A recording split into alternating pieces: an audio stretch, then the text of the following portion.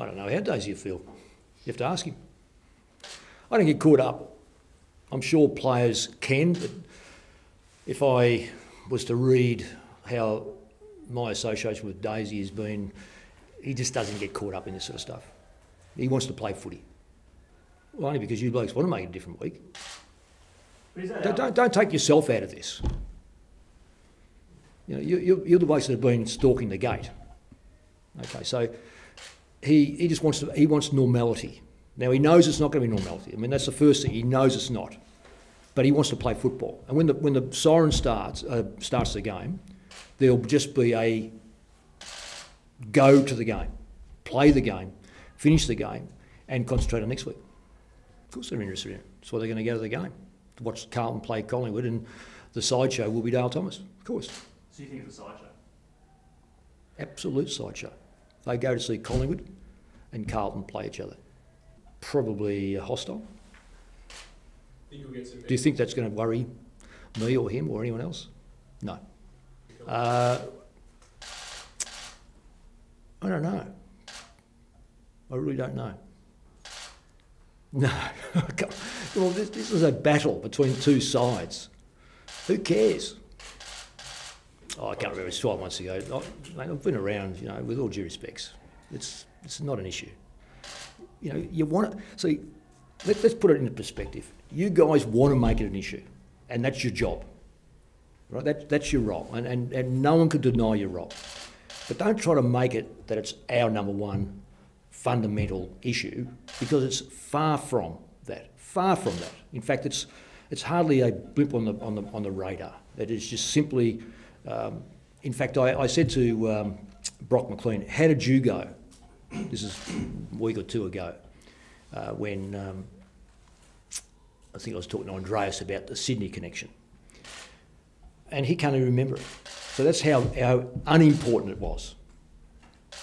Now, for Dale, it will be important to play the game for Carlton, not get tied up in the Collingwood stuff, right? But by next week, it'll be just another game out the way. So you can make what you like out of it. Build it up, make it massive, make it the main focus. But you know, how Dale goes and how he doesn't go won't have any bearing on the W or the L at the end of the day. That's what we're after, is a W. Okay, so build it up, but grab hold of Dale. I'm sure that at some stage you'll get hold of him. Yeah, well, they're all training. So all still a chance? Or? Oh, they're absolutely a chance. Of course they are. You know, the thing is about any injury, you've got to take it. You've got to, one, look at it, how it happened. Two is the progress of the player. Three is the break. Four, conditions. We don't totally know. The Weather Bureau tend to practice on us a little bit. So all those things are under consideration. It's the last thing I'll be worrying about going into an AFL game is his priority. Do you have a general comment that you can offer on? No, I don't. Confidence is, it's certainly got a bit to do with it. There's no question about confidence. It's, as I've said before, confidence is, I mean, really, no one knows where it goes to, and no one knows really how it all of a sudden turns around. There's no doubt in my mind it's not a physical component, confidence, so it's got to be mental. And when you look at sportsmen through history, they display a confidence in themselves, and they may have a loss, but they draw on history. And I use probably Federer as an example, and I think that there's probably none better. That he was going through a bit of a slump. At his own admission, he lacked a bit of confidence. Now he'd have every resource available to him to find out what does it mean and how do you get it, because he's probably had confidence most of his life. But I reckon he'd say one thing: it's how hard you work. And our blokes never stop working to be in the contest. And when you're in the contest long enough, all of a sudden you come off the ground and you've won, and there's an amount of confidence being restored. Now, I don't know whether that's full confidence or partial confidence, but there's some restored. Then you win your second game, and you win it under circumstances where we lost. I think it's an extraordinary victory, quite frankly, last week. And I mean that. I've had a week to think about it. It was after the game's pretty raw. But when you lose 6 of your midfielders and you have to reorganise and you come out of it, you come out with a lot more confidence. So our boys now have a far more confidence. You asked about the confidence. Far more confidence than what they did 2-3 weeks ago. And again, I can't tell you exactly where it comes from because we've trained hard all the way through. We've trained very well all the way through. But maybe it's a belief in themselves. Now, that's a very, very good and valid question. I would say there comes a turning point in a lot of careers. And he is basically a very, well, as we know, a young captain. He's not some of the great captains that I've seen and been involved with have certain characteristics.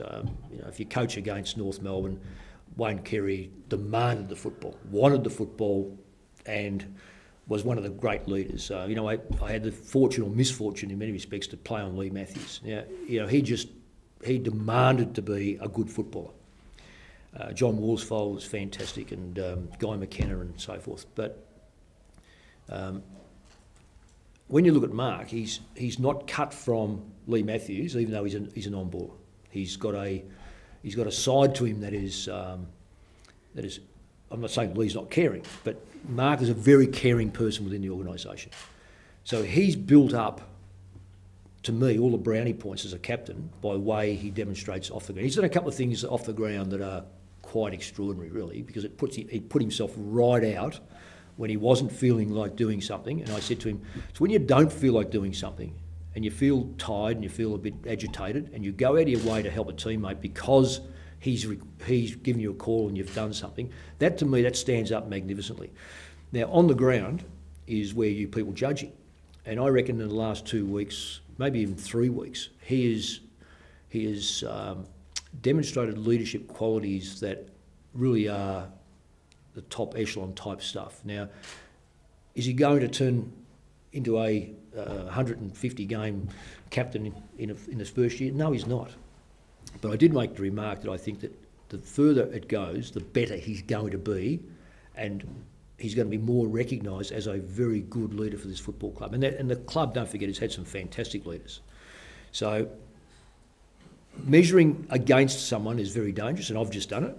But measuring Mark on what he's been able to achieve in the last 2 weeks is really, to me, been well recognised within the playgroup. And that's the mark of a captain. Well, that's a great test. The test is, what do you do for your teammate? And also, how do you handle it yourself? I mean, you can't be a shrinking violet in this game. And that's simply, you can't just accept being tagged out of the game. The good footballers learn a method of getting away and doing something about it. Now, whether it be changing position or changing the role or whatever the case may be, that's something that we have worked on with Mark.